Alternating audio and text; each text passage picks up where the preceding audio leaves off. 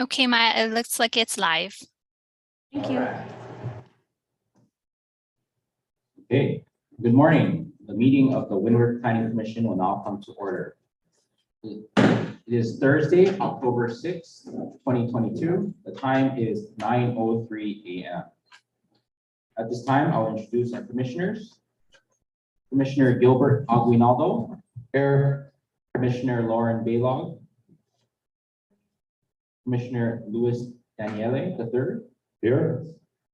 Commissioners John Cross, Wayne DeLuz, and Michelle Galimbo are absent and excused, and I am Chair Dennis Lin. I'd also like to introduce the staff. Planning Director Zendo Kern.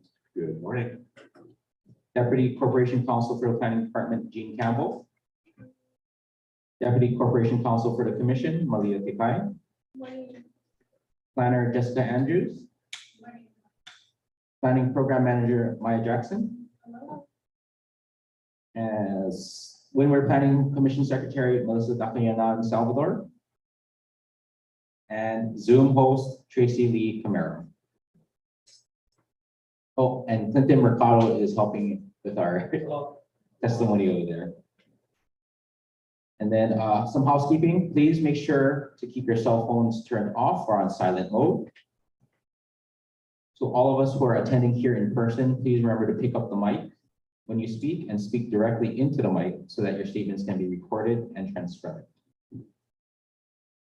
I will now move on to the approval of minutes. Has all the commissioners received the September 1st minutes? Yes. Yes. May I ask for a motion for approval? I move to approve the minutes from last meeting. I second. The Commissioner Daniele has made the motion and it was seconded by Commissioner Aguinaldo. Any discussion? All those in favor, please say aye. Aye. Aye. Aye. Any opposed? Minutes are approved.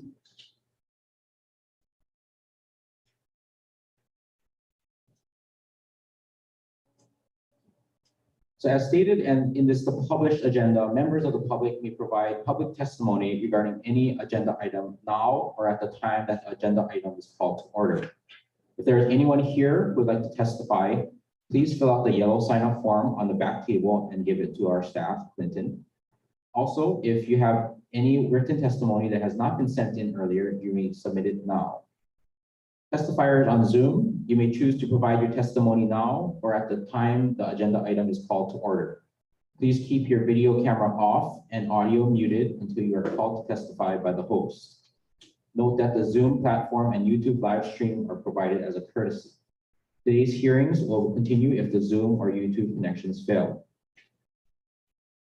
Finally, before we start to receive public testimony pursuant to Rule 1-5 of the Planning Commission's Rule of Practice and Procedure, I would like to remind everyone to be courteous and respectful of all testifiers, staff members, and commissioners.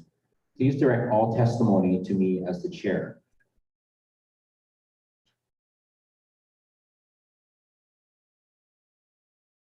Okay, at this time, is there anybody in the audience that would like to testify now before any of the agenda items? Okay. Thank you. Is there anybody via Zoom that would like to testify now before any agenda item? Good morning, Chair. There is currently no one in Zoom. Thank you. Now we'll move on to agenda item number 1. Applicant Maurice and Jiranan Thomas Trust. Application number PL-SPP-2022-000017. Application for a special permit to legitimize the use of an existing warehouse and office facility for warehousing, distribution, and administrative operations related to retail and service activities in Ortolan Estates and Volcano Village on 1.045 acres of land in the State Land Use Agricultural District. The subject property is located at 16-1695 34th Avenue at the southeast corner of its intersection with Orchid Land Drive, Orchid Land Estates, Puna, Hawaii, TMK 31-6-009, parcel 385. May I please ask staff to present? Thank you, Mr. Chair. Good morning, everyone. So our first application is a request for a special permit.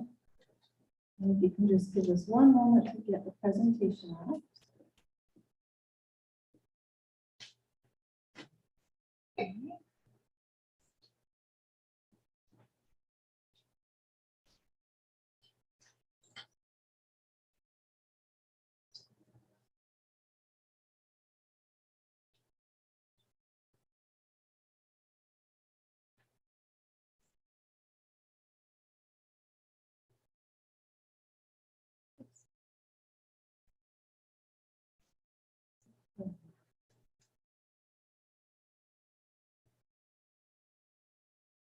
So the subject property is located in the Puna district.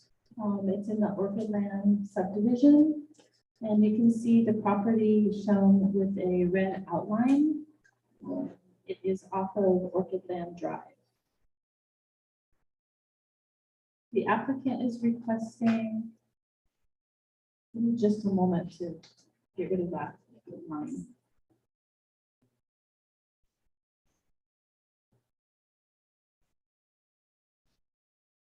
So the applicant is requesting to legitimize the use of an existing agricultural warehouse and office facility and related improvements for warehousing, distribution, and administrative operations related to retail and service activities in Orchid Land Estates and Volcano Village.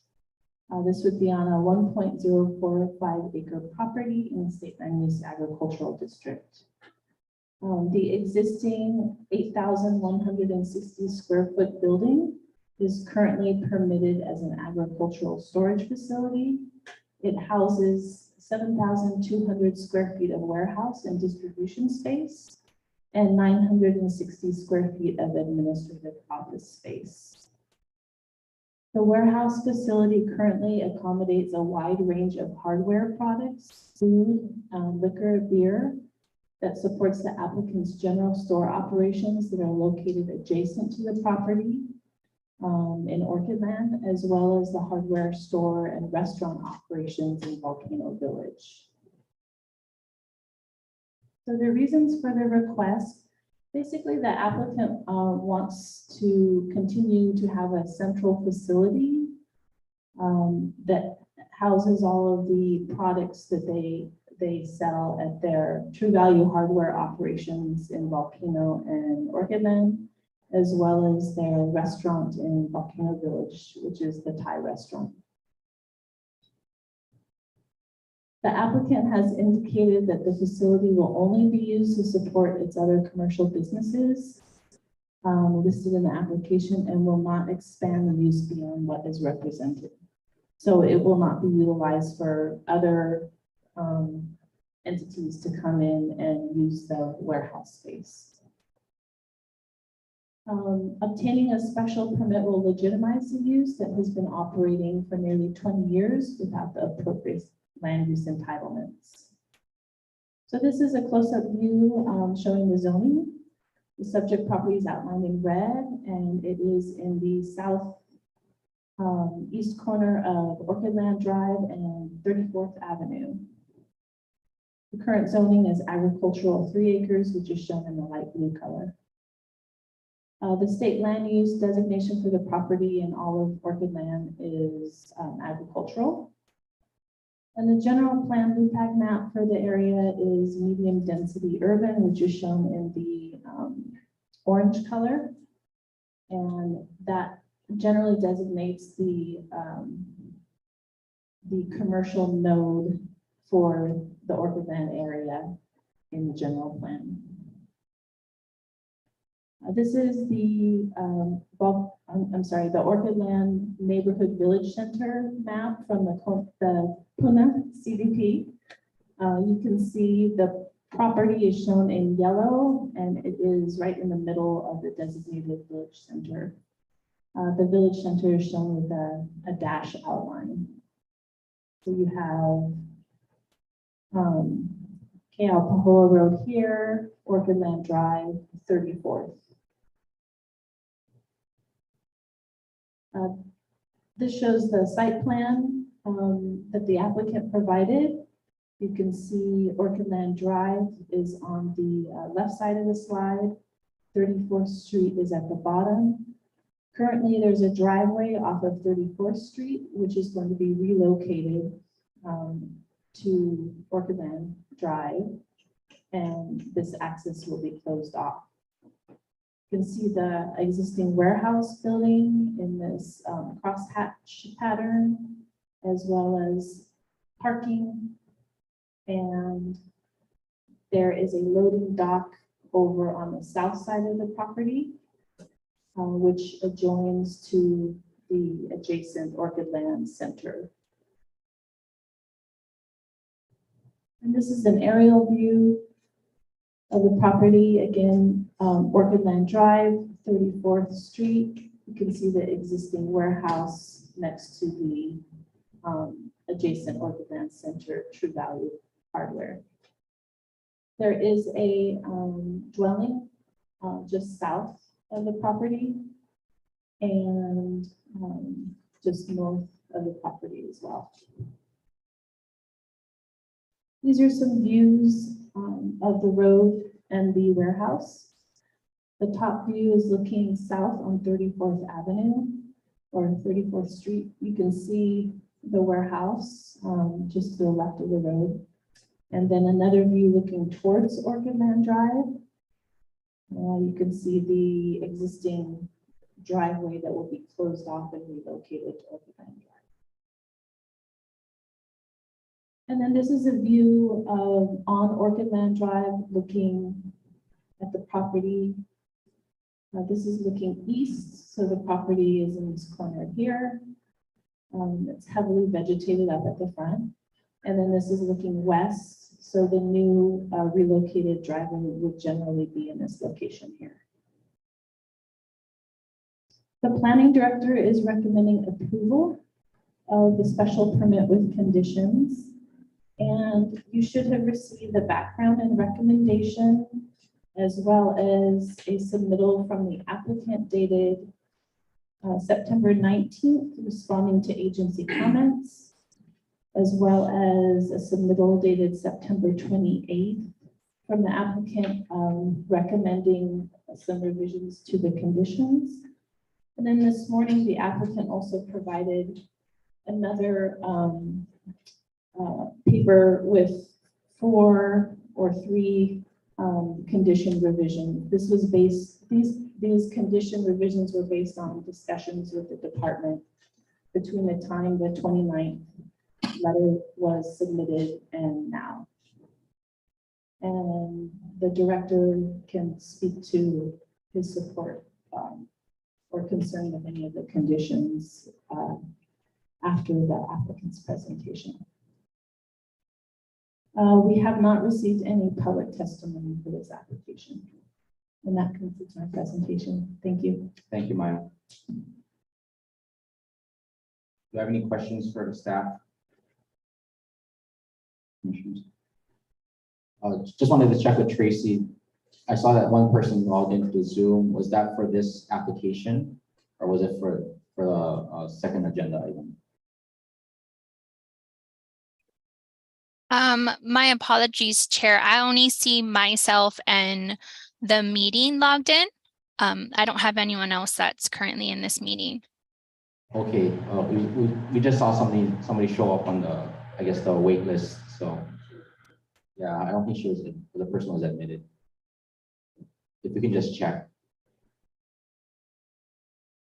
Yes, I will. I don't have anyone waiting in the wait room currently. That's fine. Thank you. At this time, I'll move on to the applicant's presentation. If the applicant and the applicant's representative could please come forward.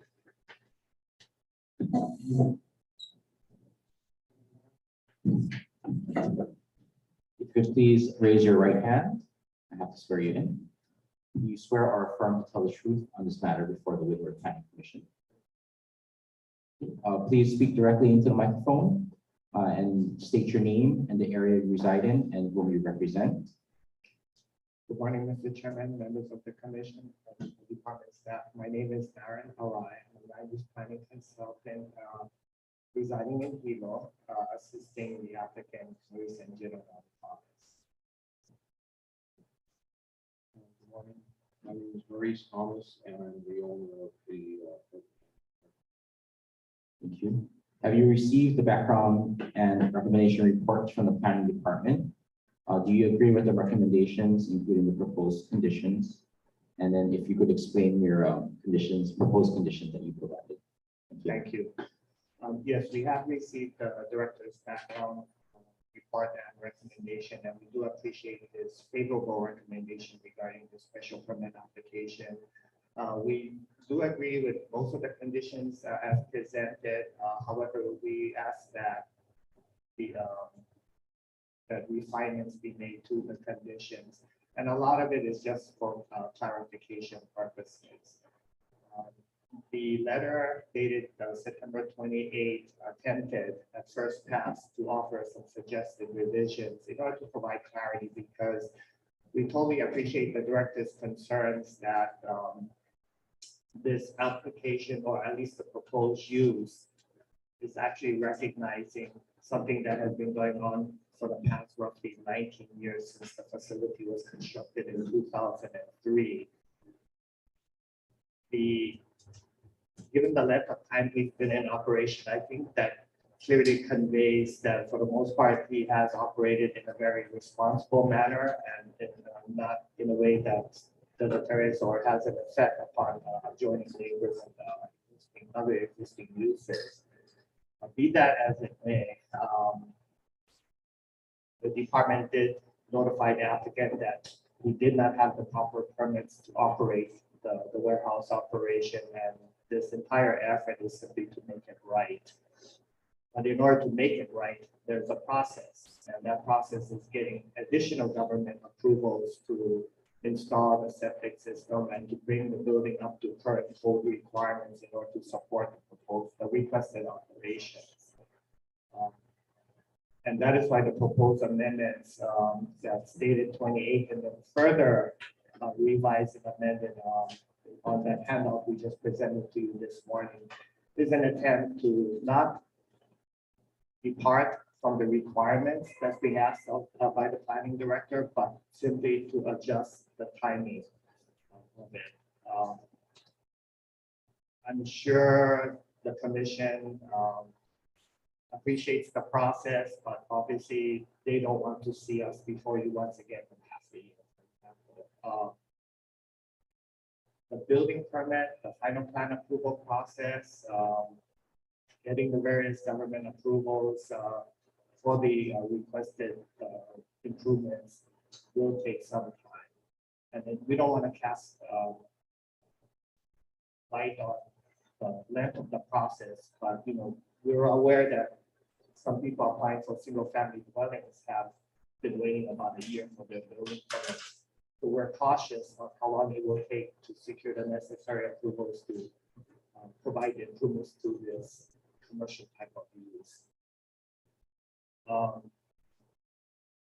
From a land use standpoint, and we appreciate the thoroughness of the staff presentation as always. It is an industrial type of use because it's really a warehouse. But when you think about it, it's directly supportive of commercial operations right next door, as well as the volcano. When you look at the various plans for the area, whether it's the general plan and community development plan, it's really the right use in the right place. And I think the applicant has conducted himself in a responsible manner all these years. So we hope you will agree that we also find that this is a reasonable use in this particular location of the land estates. And with the conditions as we recommend, we hope you also find that to be reasonable.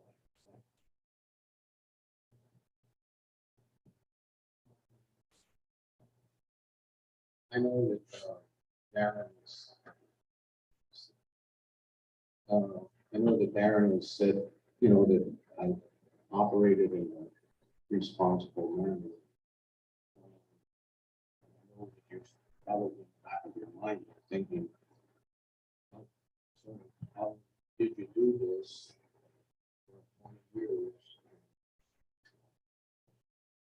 But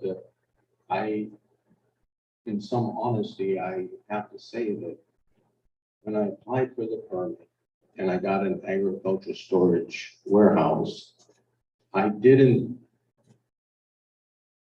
guess it wasn't presented to me at the plant or the building division that the warehouse could not be used for other things. I mean, I gotta admit, I just was naive or whatever, and then I also had the people at the liquor department, which are very restrictive on many different things, and they came out and looked at our warehouse, and they gave us permission to store in the industrial or whatever items. So I just thought that everything was okay.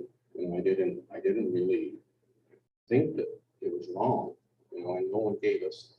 We even got the final building department gave us our final on the building somewhat 5 years after we were already in operation.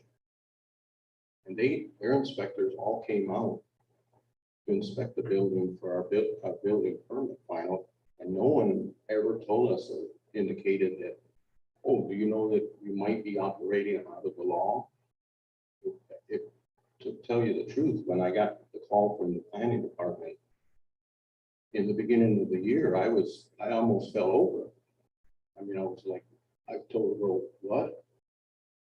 I didn't even understand that. And I said, what? I didn't know this was not right. And so, you know, that took us into this whole process. But I tell you the truth, I've done a lot of different things in my life. I didn't think it was wrong. If anything, I thought, well, maybe the people in Orchid Land, the association would be against me. It's like, like if I built that warehouse and I thought they were going to come up against me for doing it or whatever, but they never did. They seemed to think it was fine. But then I had all my department people come on. I don't know if you ever, when I went to get my first liquor permit years ago, the director told me that we are the most restrictive agency probably in the county because we make sure that you are totally correct. You've paid all your taxes, you've done this, you've done that, and everything. We look you over with a fine-tooth comb. If they came out and looked at the warehouse and said, agreed that we could store liquor in it, that's pretty, positive, so anyway. Stating already. That's right. Thank you, Mr. Thomas, for explaining the situation. I guess at this time, Mr. Arai, would you like to go through the conditions and then also ask Director Kern for his feedback? Thank you.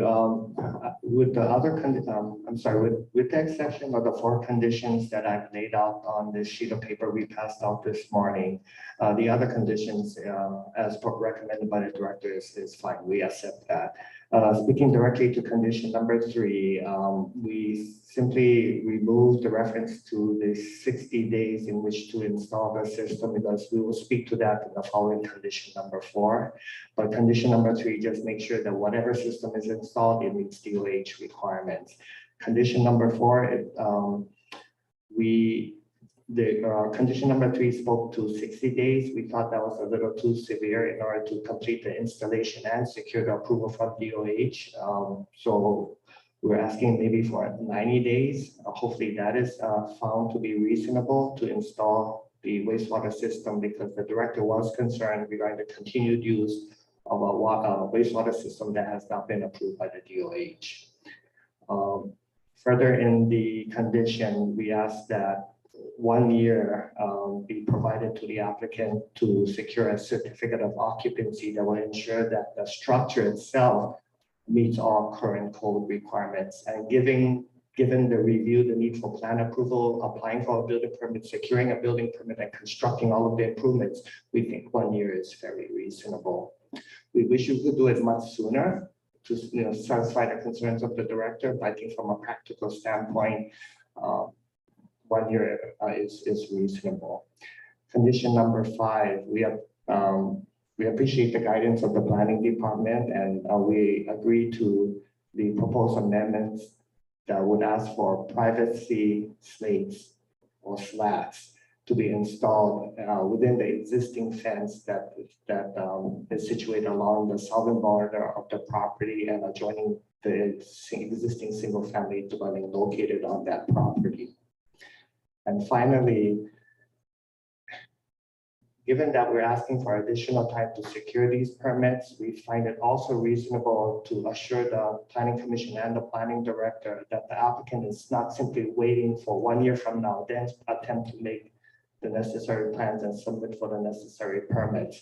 By suggesting that a monthly progress report be submitted to the Planning Department, the Director can check each and every single month to make sure that diligent effort is being made by the applicant to get the necessary approvals. And should he find that the applicant is not being diligent, the director can take necessary corrective actions.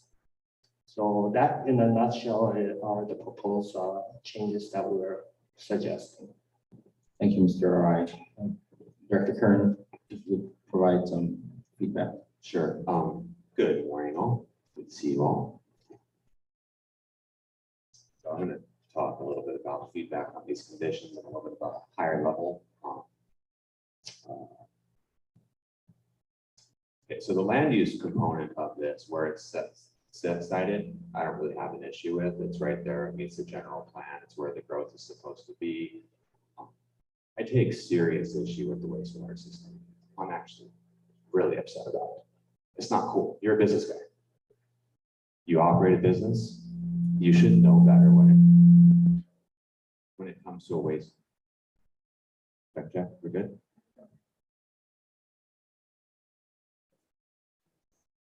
How about that? Is that happening? Can all hear me this time? Hello. Test. All right. As a business person, you should know better. I get the warehouse component. I get I call them excuses. I think there's some reasons. I get that. But from a wastewater perspective, I don't.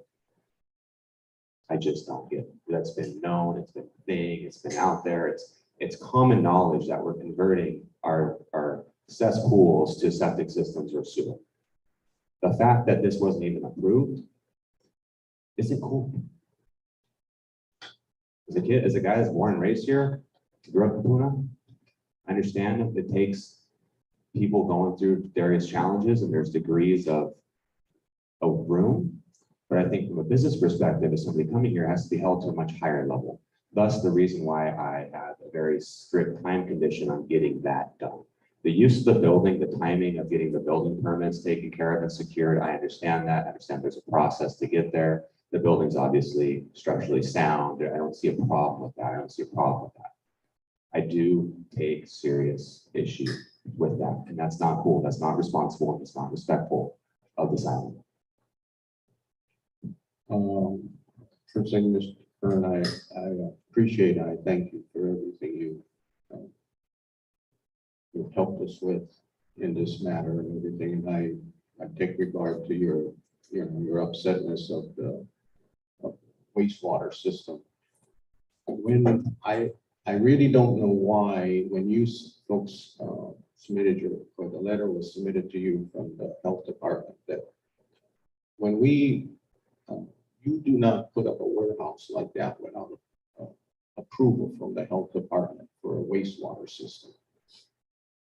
That either in their records, they're not correct or whatever, but that they was the ones that gave us approval for the cesspool, and they had to have, we used a licensed contractor, Rick Ragle, and we put that into specifications of the health department.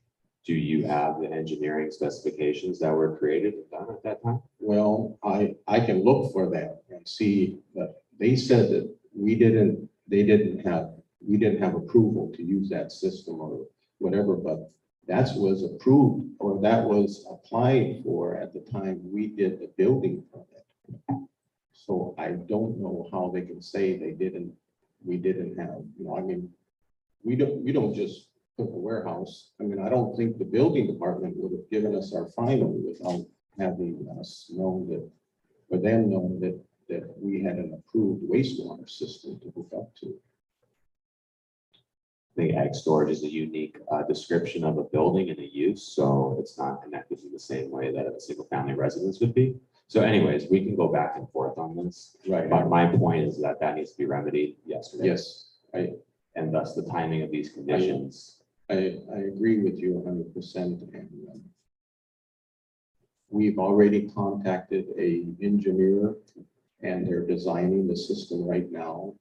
And we've made it the highest priority. And at the time the warehouse was applied, the permit was applied for, a cesspool was what was required at that particular time. Of course, now times have changed, so the septic system needs to get in there and it needs to get in there right away. And we're in the process of doing it right now, actually. And I agree with you on everything you said.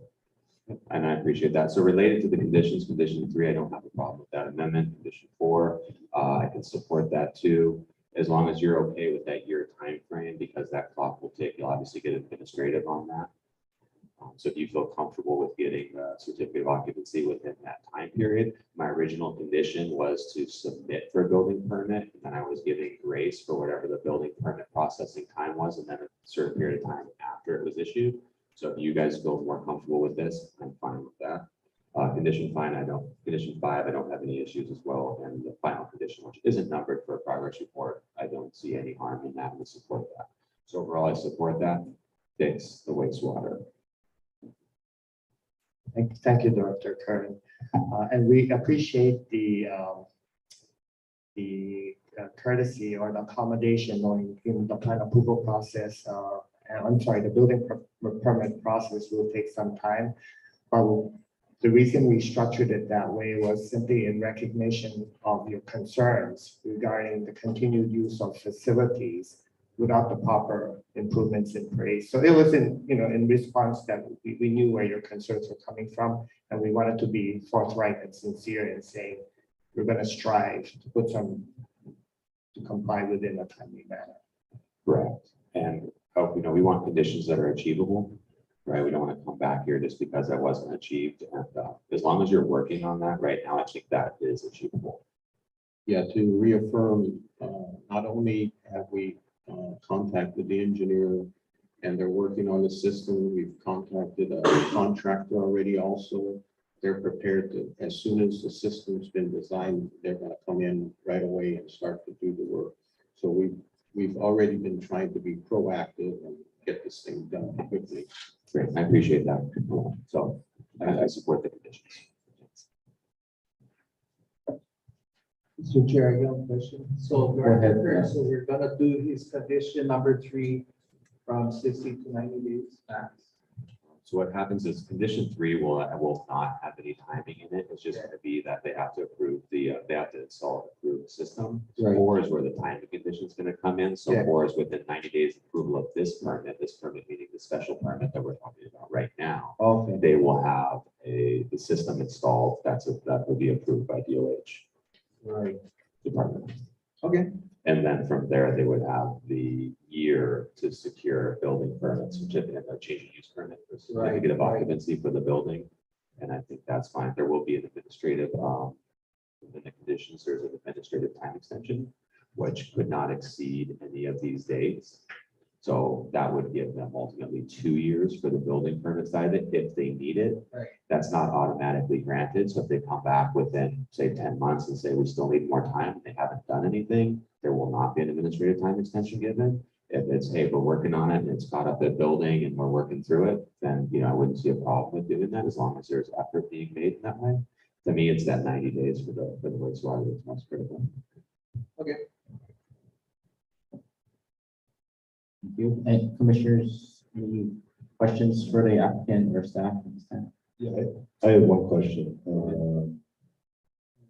The warehouse and the septic were simultaneously built, or was the septic built after the warehouse was built? And if it's an agricultural warehouse that's meant to store agricultural goods, why was the septic built?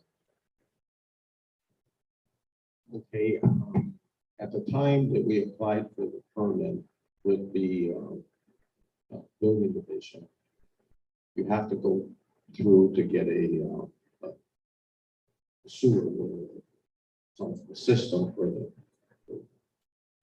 waste.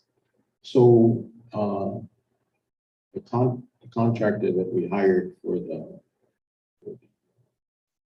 waste system was Rick Rago. And at that particular time in 2003, the health department told us that the septics wasn't really, I think they were coming out already then and being used. We had them up in Volcano. But they said that a cesspool for the warehouse was fine. So that was through the health department. So they gave us the permit to do that cesspool. As far as I know, through I get it through the contractor. And so that's why there's a cesspool there rather than a septic system, because that was what they told us. Supposedly the health department told us that that was what they wanted. So we put that in. If they would have told us they wanted a septic system, definitely that would have been put in. A cesspool at that time, they said that was fine. So we did it, and I didn't, it wasn't until this process has happened, the warehouse being there and or operating, and without the right permit or whatever. It was then when it was that went out to the health department, and they said, oh yeah, this needs a septic system. And that we don't have any record of them hooking up to a cesspool or any kind of waste system. And I was like, oh, maybe they didn't see it in the record, or maybe they lost the record or something on it. But that's when I thought, well, I better maybe start digging through my files to see if I can find something on that, because I don't, I tell you the truth, usually they come out, I know that the health department usually comes out and inspects the cesspool. They don't, in the old days, like they used to. The inspection for a wastewater system is done by the engineer that designed the system, and then that letter is sent into DOH for them to do it. Okay, so if I remember a long time ago, they used to come out to the health department used to send somebody out to look at the hole and say it was approved or whatever. I just, all I know is at the time we applied for the permit for the warehouse through the building division, that I hired the contractor to do the cesspool that was required at that time. That, as far as I know, he put it in. I just assumed that everything was okay after that.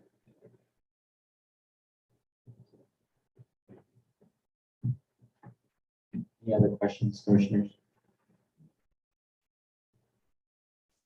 Hearing none, I have a motion for action.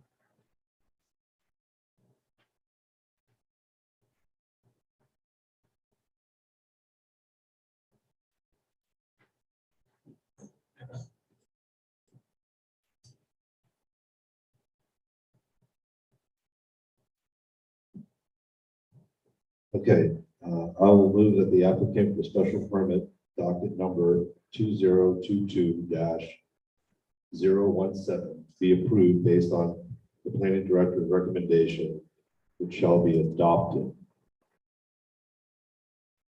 with the conditions of 3, 4, and 5, in the condition of a monthly progress report. I second.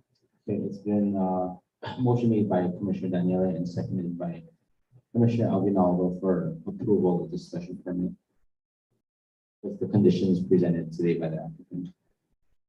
No, just clarification.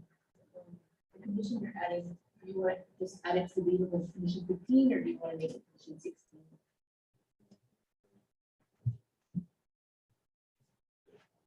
Progress report. Yeah. So 15 is the one that if, we don't comply, any of the applicant locate, so it could just be added to the beginning of that, prior to that sentence, or it could be its own.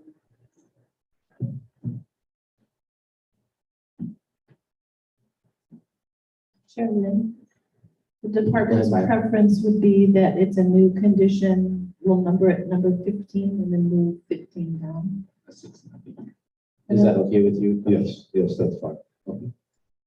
I'd also request a correction on a typo. Privacy slates should be privacy slats Okay. for the fence. Commissioner Daniela, if I could ask you to revise your motion to incorporate the changes as discussed.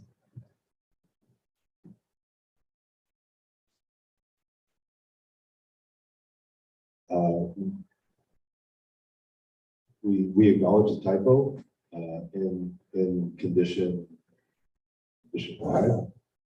And we will move condition 15. And we will put in the condition of a monthly progress report as 15 and move 15 to 16. The motion and a second. Any discussion?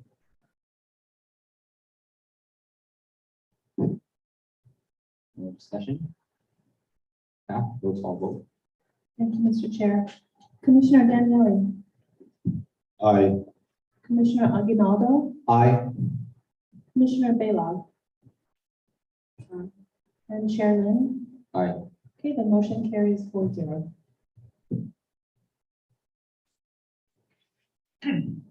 You'll be notified of the planning commission's decision by writing. Thank you, Chairman, Commissioners, and Director. I appreciate the support. Thank you. Thank you very much. Okay, at this time, we want to take a short break, 5-minute break. We'll come back at 9:51. Thank you.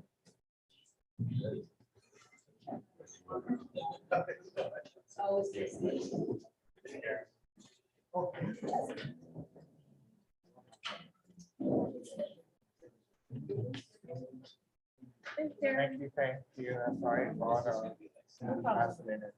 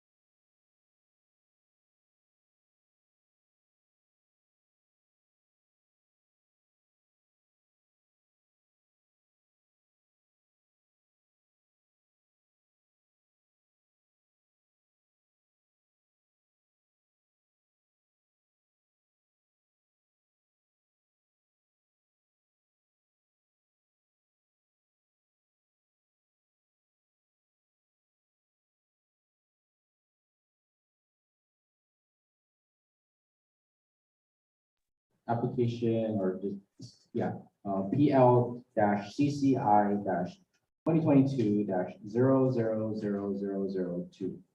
An ordinance amending Chapter 25, Article 2, Division 4 of the Hawaii County Code 1983, 2016 edition as amended, related to conditions on change of zone actions. The purpose of this amendment is to clarify that the planning director may not extend the time allowed to satisfy conditions within a change of zone ordinance unless specifically authorized by the county council. At this time, staff, are there any testifiers for this agenda item? Yes, we do have one testifier. Okay.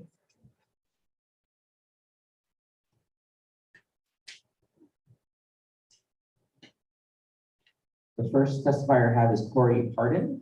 If you could please come up to the table here. And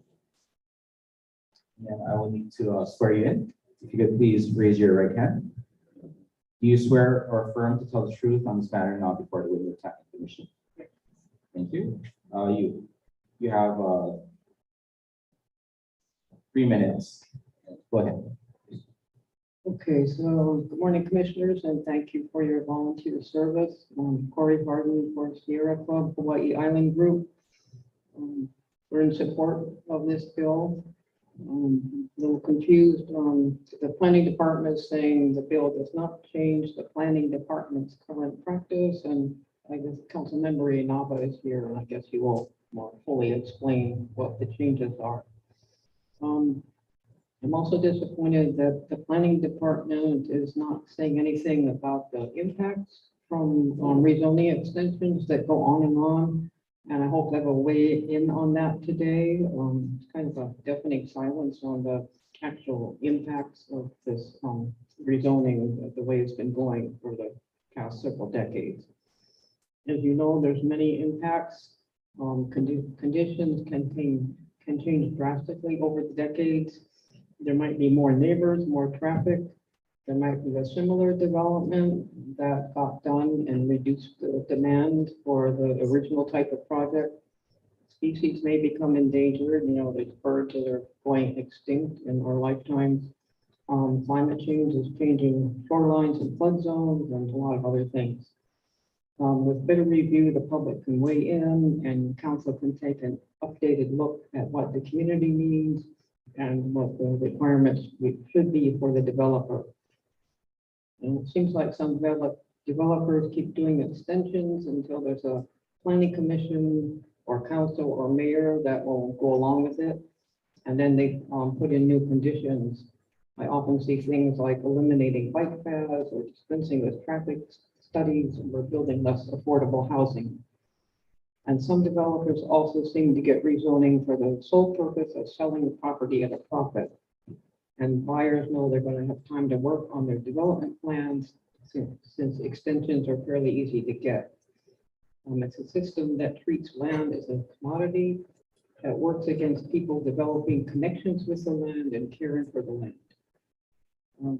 There's a tortured history for many developments. There was a recent housing scandal. There's a lot of stuff going on that probably should not be going on. So I hope this bill will help by requiring developers to be more realistic with their proposals. And again, I'm looking forward to seeing exactly what will change under this bill and discussing the impacts of current practices. Thank you. Are there any other in-person testifiers? Okay, thank you. Seeing none, Tracy, are there any Zoom testifiers? There are currently no Zoom testifiers, Chair. Thank you. Seeing that there is no other public testimony, please ask for a motion to close. I make a motion to close public testimony at this time. Thank you, Commissioner Alvin. Is there a second?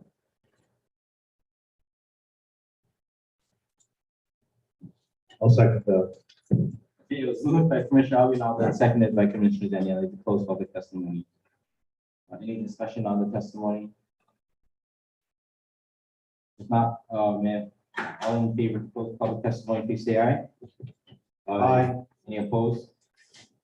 Public testimony for this agenda item is now closed.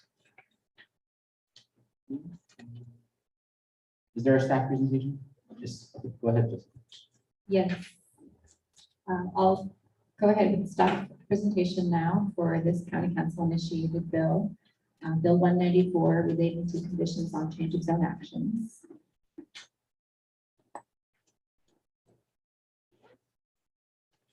The request and purpose is the Hawaii County Council has introduced Bill number 194, which seeks to amend Chapter 25 of the Zoning Code, Article 2, Division 4 of the Hawaii County Code 1983-2016 edition as amended, relating to conditions on change of zone actions. The purpose of this bill is to clarify that the planning director may not extend the time allowed to satisfy conditions within a change of zone ordinance unless specifically authorized by the county council.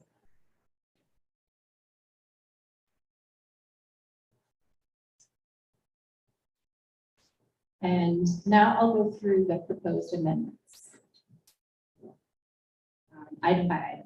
So section 25-244B is summarized by, so the changes proposed for this section include modifying language to clarify that requests to change or alter conditions of any change of zone ordinance shall be processed in the same manner as a new zone change.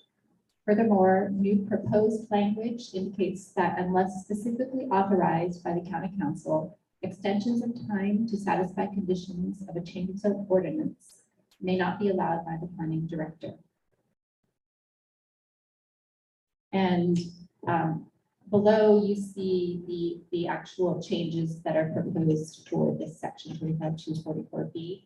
So it would be removing the first phrase there, changes or alterations of, and adding language that is underlined is added, language that is crossed out is deleted, just to clarify. So added would be requests to change or alter and then conditions of any change of zone ordinance shall be processed in the same manner as a zone change, unless the council authorizes the changes or alterations to be made by the director. That language is existing.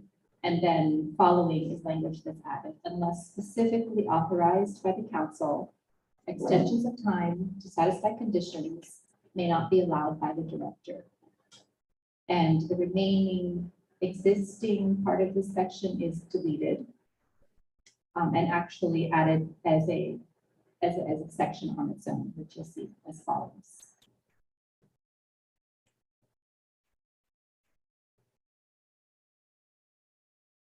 So this section is 25-244C. And changes proposed for this section include the deletion of all current language on failure to fulfill change of zone conditions within specific time limitations, and the addition of submittal instructions for a change of zone amendment, which is currently found in the previous section, section B. So essentially, this section is deleted. All of this former language deleted out. And here you'll see the new proposal for 25-244C, which was existing language from section B. It's just now made into section C, having to do with the process of applying for an amendment.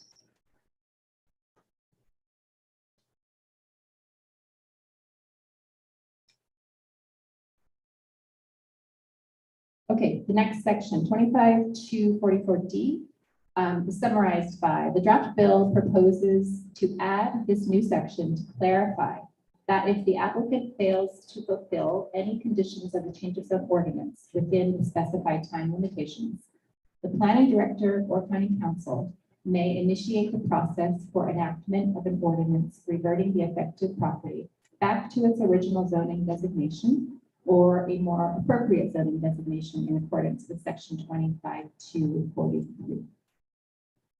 So exact language is as follows. If the applicant fails to fulfill any conditions of the change of the zone change within the specified time limitations, the director or council may initiate the process for enactment of an ordinance reverting the affected property back to its original zoning designation or a more appropriate zoning designation in accordance with section 25-243.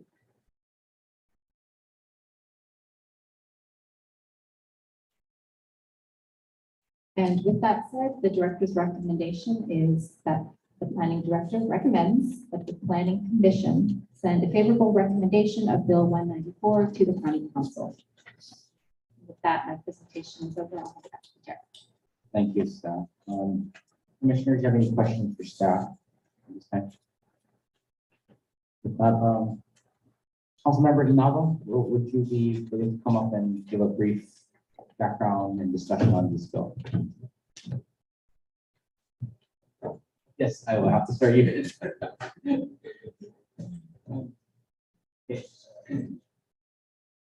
Please raise your right hand.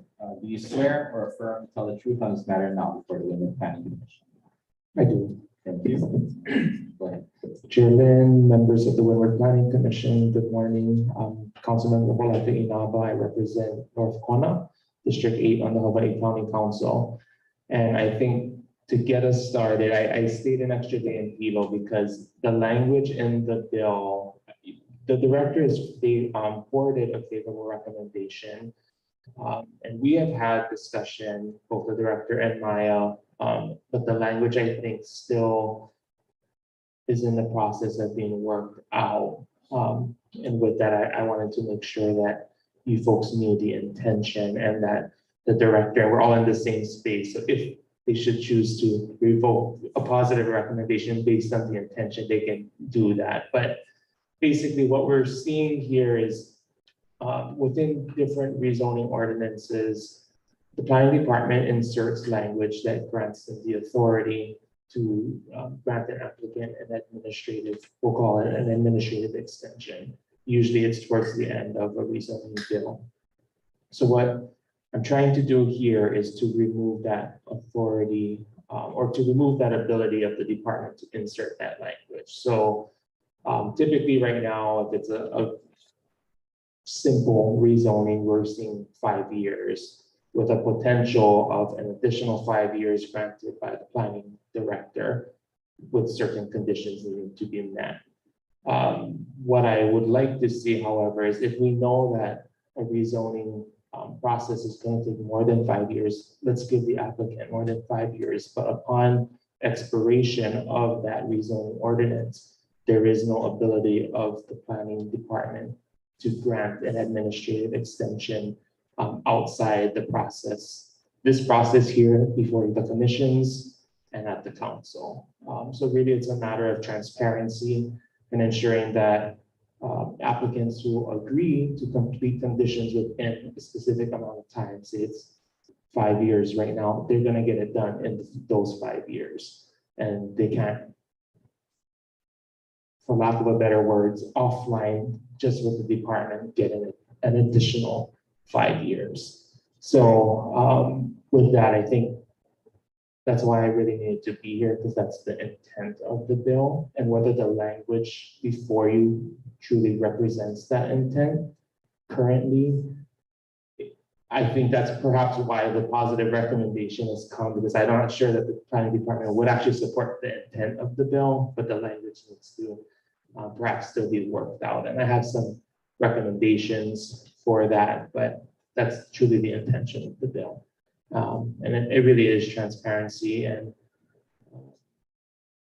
I do always want to go back to the expertise and professional experience of our planning department. So if we know that things are taking longer now, let's give people more time to get that done. But when we look back at a document as a council and as, when we look back at the public record, and it says that an ordinance expires 5 years from today, we should be able to know that 5 years from today, it's done. And we don't have to try and go to the planning department to see if someone got an extension for another 5 years. And I do also want to state that anyone, for example, who got a rezoning ordinance passed yesterday at council, with that language inserted, would still be entitled to the administrative extension. So this would only be for rezoning ordinances that come before the council and you folks moving forward, but not for anyone who had that language and were granted that entitlement in the past. And so happy to answer any questions that you folks might have. Thank you, Councilman Inaba. Any questions or comments, Commissioner? Director Kern? Thank you. Good morning. Morning, council member. Good to see you. So just to kind of to talk about this, I'm actually happy that this conversation's come up because I think it'll eliminate some of the misperceptions that are out there and hopefully, drill down into a practice that works for everybody in a transparent way. I know that the language still gives the council flexibility, which I do think is important from a county council perspective.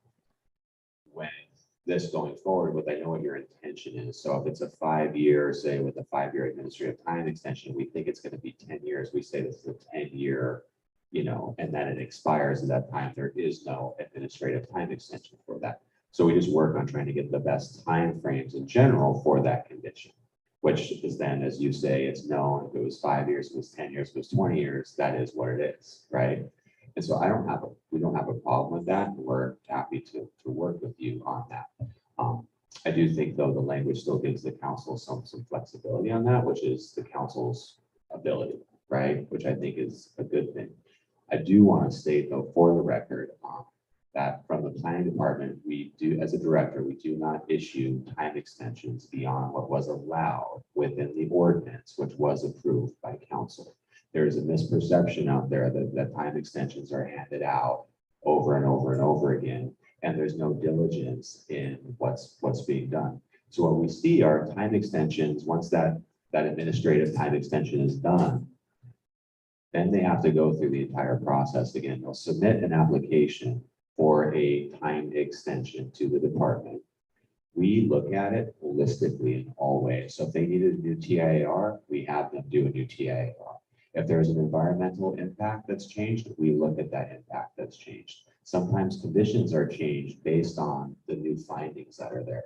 So I just really wanted for the record that we do comprehensively look at that coming through. And I feel that's important for everybody to know because we're all just trying to work here and be diligent on maintaining and bringing home that we love. So I'm happy that the conversations come up, happy to work with you on that. Again, we still support that. I do support the intention of, hey, let's name it for what it is. And if it's 10 years, it's 10, as you've been saying, if it's 10 years, it's 10 years, right? So overall, I'm supportive of this and we're happy to work with you guys. Thank you, Chair. I just want to add in, this is not a bill. This is a bill that is in response to a lot of community outreach, especially in West Hawaii. But it's that language being inserted into the rezoning bills, as the director states in his recommendation, has been a long-standing practice, longer than I've been alive. You too, Dennis. And for us, and for the people that I represent, it's about ensuring that what is stated on the record is going to be on the record. And for one planning department to perhaps say, well, we won't include the language anymore, one administration, and then 4 years from now, we might see a new administration who chooses to insert that language again. That's the reason for putting it in the code, so that it specifically does not allow a director or planning department to insert that language for administrative extensions. And that's the only way we can ensure that that practice doesn't happen, even if this planning director and this planning staff right now would be nice enough not to include that. But it's not a struggle that I think the council or you folks should have to face every time we see a rezoning bill, that I have to make a motion to remove condition V, which grants that, it shouldn't have to be like that. We can be on the same page. The applicant knows what time, and again, going back to the experience and the direction of the department. If the department knows that it's gonna take 10 years, let's pull the applicant and make sure that they have an understanding of what it's gonna take and how long things might take. So I'm happy to answer any questions you folks may have. Any Mr. comments? Chair, I get one.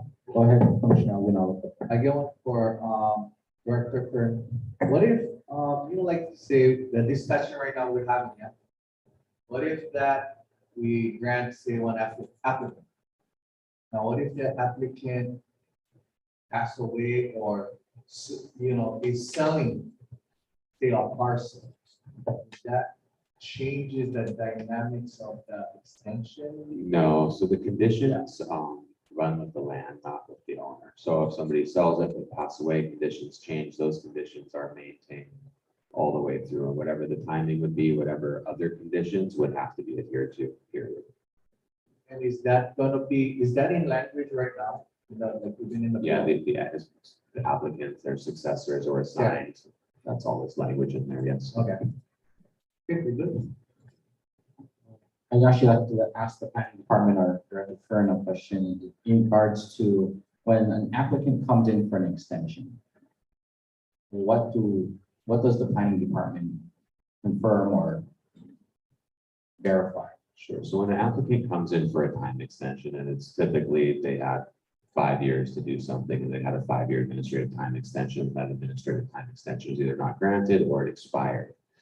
That application comes in, we look at it like a new application. We look at it top to bottom, have conditions changed, has traffic changed, has the environment changed, has the settlement patterns changed, has the general plan changed, has the community development plan changed, has anything changed? And then we look at amending conditions or possibly changing the recommendation. It could come in and say, things have changed so much that we do not recommend a time extension, that this should no longer be valid.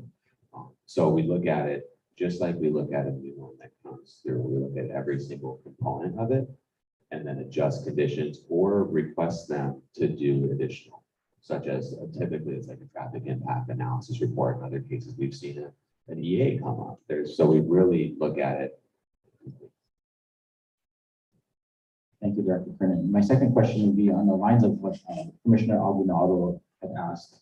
So say if I was a developer and I got the ordinance approved by county council to develop a 200 unit development, and I decide to sell that parcel to another developer, and they decide to hold off on that project because they don't have funding or whatnot for another 10 years.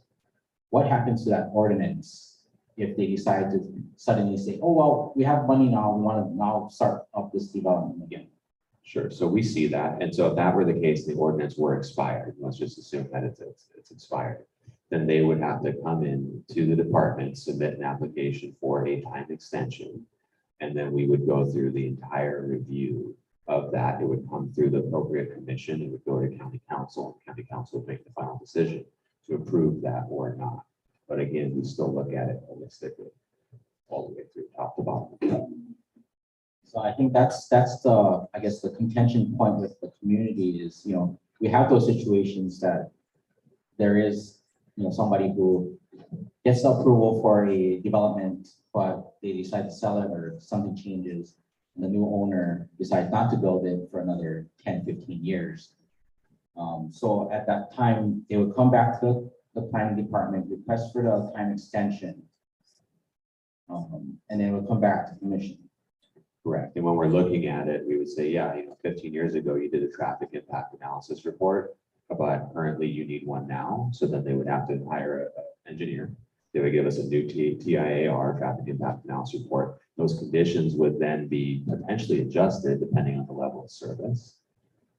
So, it's not just come back through and it's just time. It really, we factor in that things change, the general plan change. So I guess my thought would be, would it be more fair to have them come again and apply, because it's a new owner, they have maybe they don't have the same idea of what the previous owner's development was. So, maybe they, like Ms. Harden said, maybe they don't want bike paths, maybe they want something else. But wouldn't it be more, my term would be fair to have them come in again as a new application because the ordinance is not expired?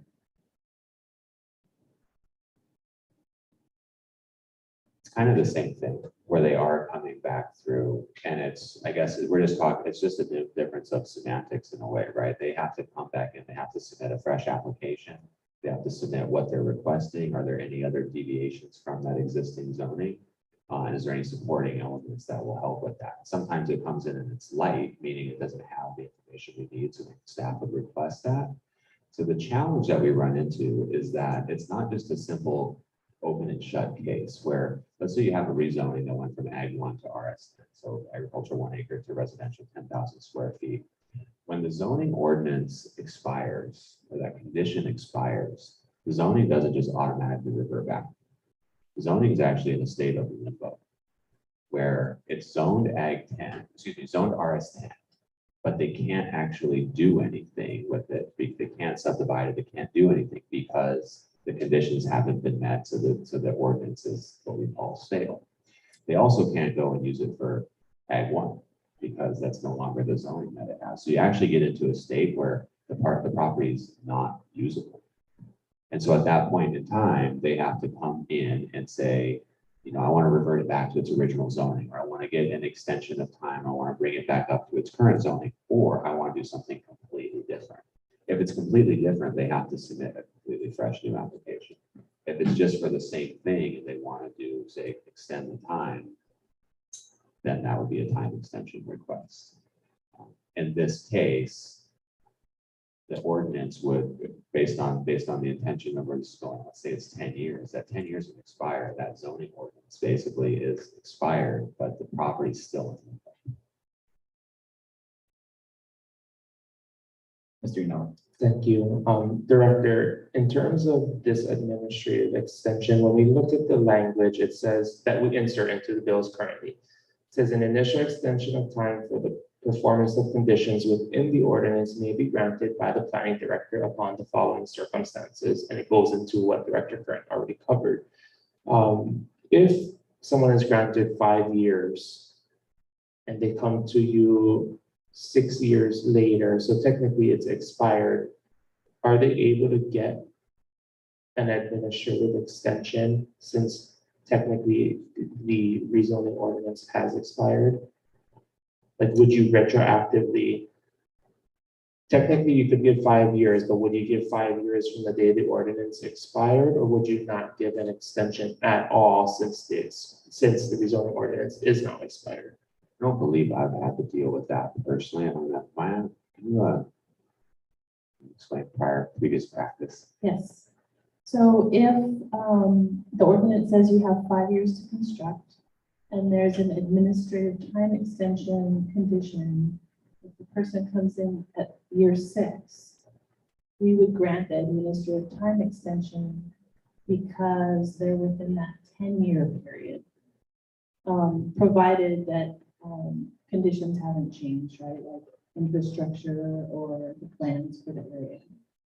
And then once they hit year 11, let's say, and they come in and say, well, we have a project now, we want to move forward, and say, no, you have to go back to council because you're way beyond the administrative time extension frame.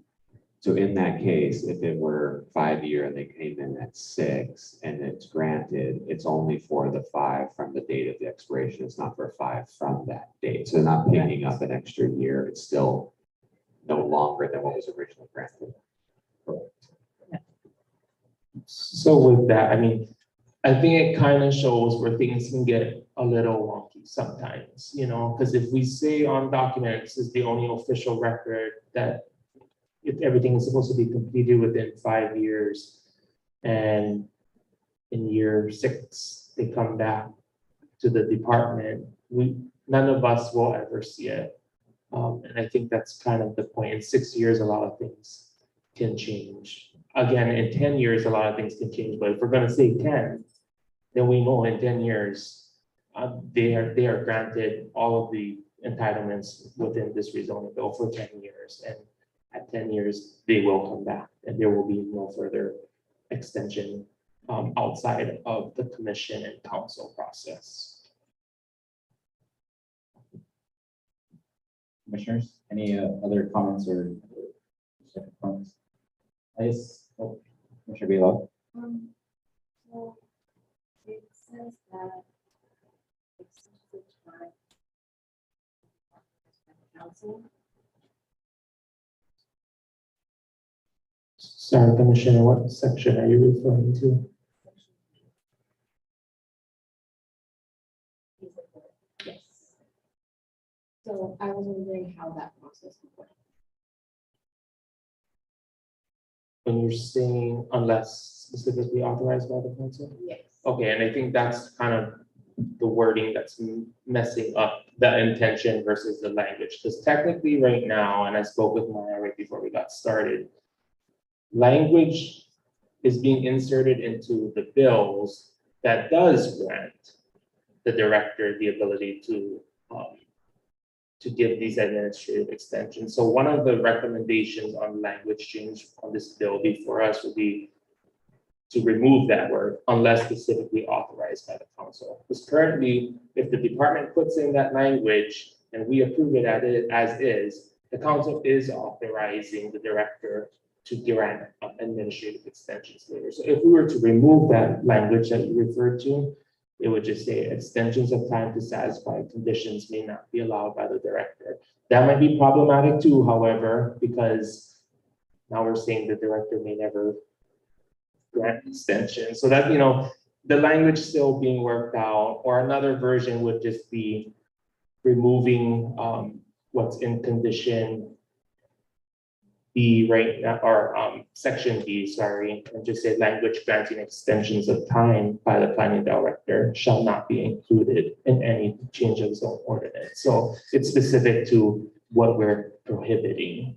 But again, I think the language has to be worked out, and whether we want to hash it out here, I think the main thing is that you folks know the intention of what's before us, and love to hear from Corporation Council. Yeah, I was just gonna suggest an effective date, so even if you left extended time to satisfy, may not be allowed for ordinances granted from this date forward, so that he still has the authority for what is already been granted. Yeah, so something like that, basically just putting in an effective date so that we know when, so we can look clearly at an ordinance and know whether the director has administrative extension powers or not. And that's for section 4 of Bill 194, right? Right? Yeah. Okay. Yes, I agree.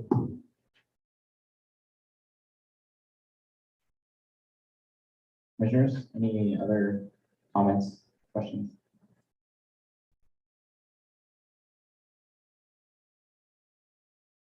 If not, is there a motion for action?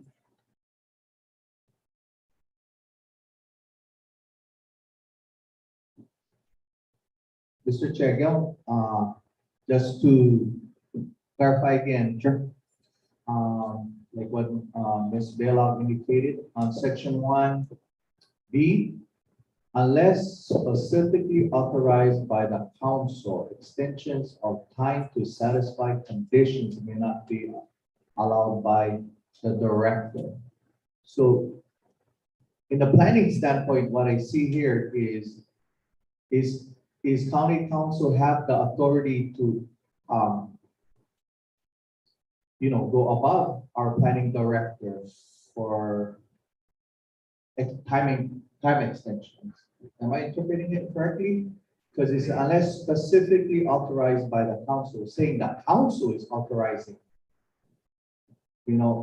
That means it's empowering our planning director that county council can kind of what they gotta do. How's that? Am I interpreting it correctly or wrong? Yeah, so this is rezone applications, right, in ordinances, so the council is the ultimate authority, like you pass recommendations, the Yes, director yes. passes recommendations, Yes. so initially, the director does not have the authority to just, pass his own change on its own, it has to go. Oh, So this Coletta pointed out that this already occurs actually with this language, the council does approve technically administrative term extensions when it's included in an ordinance, right? So the council does have the authority to do that. So they don't work with Director Kern on that. I wouldn't say they don't work with the directors. I think that there is a full discussion at council. And it is, fully vetted out but at the end of the day, the council has the ultimate authority to approve the recommended conditions or not. Yeah. Okay, thank you. Well, go ahead. One more thing, just on the language, I know you represent the commission, but I'm not sure what the appropriate action is, whether to like have the proposed changes to this language now or advance it with the understood intention. I think either one. I mean, this is basically the commission would be a recommendation, right? So they could say, we recommend the following language. So it really is up to the commission on how they want to do it. If they want to pass it through here with the record and just say, for what you say or not. Yep.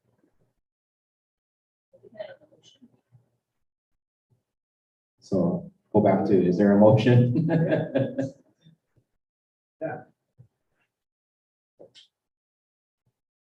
I make a motion for County Council Bill number 194 PL-CCI-2022-0000002, a favorable recommendation.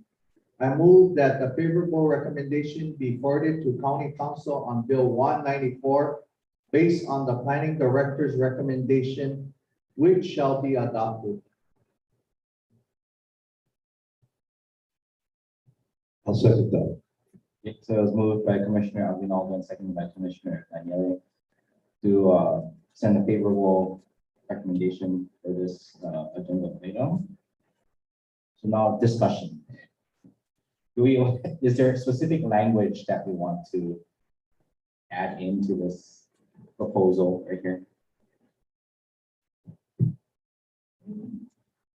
I mean, I like Malia's idea of putting like a, exact time, effective date, saying that, your application will expire on this date, or is effective from here to here. Anything after that, you have to come in and apply or go through the process again.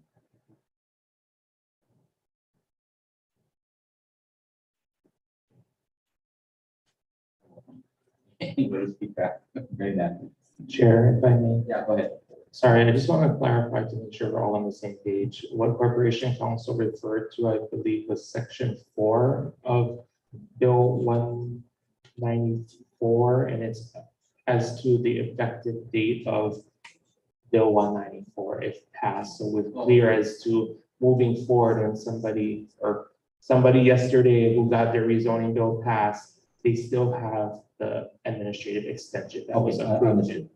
Okay. Moving forward, right? Yes, only moving forward. So somebody yesterday came in, they got their rezoning with the 5-year admin extension language in. They still have rights to that 5-year admin extension. So if somebody comes in 2 weeks from now, or sorry, after Bill 194 is passed, if it passes, they would not be entitled.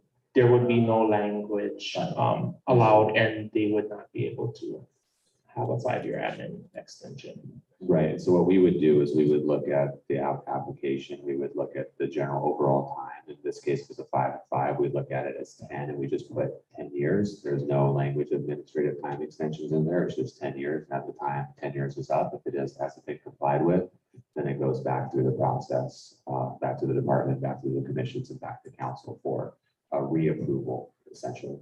Okay. Got it. And just on the language as intended, if we look at condition, sorry, I'm getting mixed up, conditions and sections here. Within Bill 194, section B, that last part, that's the additional language unless specifically authorized by the council.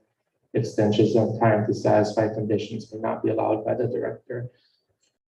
I'll just state on the record, if we want to remove that language and replace it with the language that is truly intended, I could read that language to you folks, and that would be, quote, language granting extensions of time by the planning director shall not be included in any change of zone ordinance. So it's very clear as to the intention. If I may add to that, to me, that is almost more of a council directive, because you guys as council, as a former council member, have that authority to do that.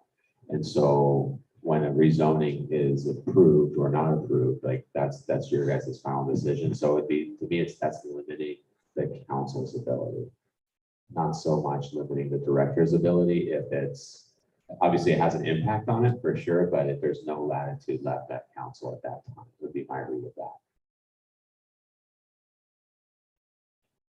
And with that, I still don't think that we should be including language that grants the authority. Again, it's the time is the time. So if the department says 10 years and you folks put forward a favorable recommendation to us for 10 years, it's 10 years. I don't think at the last stage of the game, a council member should say, oh no, but let's put language in that says the director can give another 10 years. Then you folks didn't have the opportunity to vet that language. And of course, we can do things at the last stage of the game, of course, but that runs contrary again to the intention. So I do understand what Director Kern is saying though, but I don't want even the council to be putting in language like that at the end. So I think based on what I've heard from fellow commissioners and Director Kern, the understanding of this planning commission is we agree with what you have to say regarding that language. And I think maybe having it hashed out a little bit more at the council level to make sure that your corporation council understands that it's not limiting or, your power for that specific section. And I will add that I didn't have the opportunity to, send language to you folks prior to today. Like, we don't do it like that, right? It just goes through, and the language that was in the bill is what is in the bill before. And it'll remain the same. I'll have the same conversation with the legal planning commission. But I just want to make sure that when it comes back to the council to make a decision on Bill 194, we're not stuck up on the idea that you folks passed it with the current language and knowing the intention but didn't correct the language. It puts us in a kind of a funky place. And of course, everybody could look back at the record which is provided to us when it comes back, but just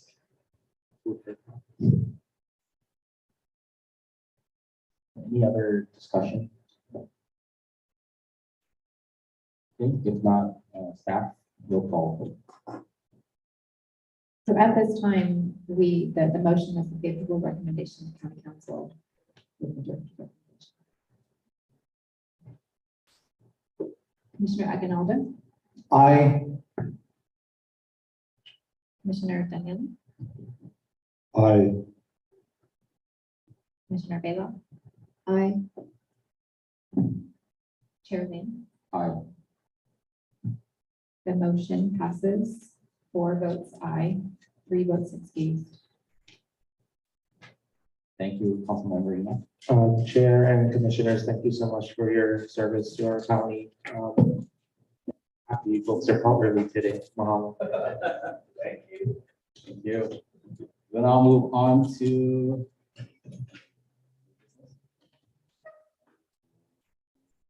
planning director. Pull up right there. Planning director report on the SMA termination. Chair, the SMA log was provided to the commission, I believe last week, and I'd be happy to answer any questions you have on the log. Any questions, commissioners? Okay, hearing none, we'll move on to what's on the agenda for next. We have 2 items on next month's agenda. And I can't really predict how long that will go. Okay. I'm hoping not all day, like maybe around 1, but I don't want to jinx us. However, the December agenda will probably be a longer day. I would expect a full day. There's 2 applications on that agenda as well, but they may be more controversial, so. I'm also trying to plan a joint meeting on Zoom for the Leeward and Windward Planning Commission to review changes to the SMA rule, Rule 9, for the Act 16 changes that were made by the legislature in 2019. So we hope to get those rule changes to you in early November ahead of the December joint meeting. Thank you.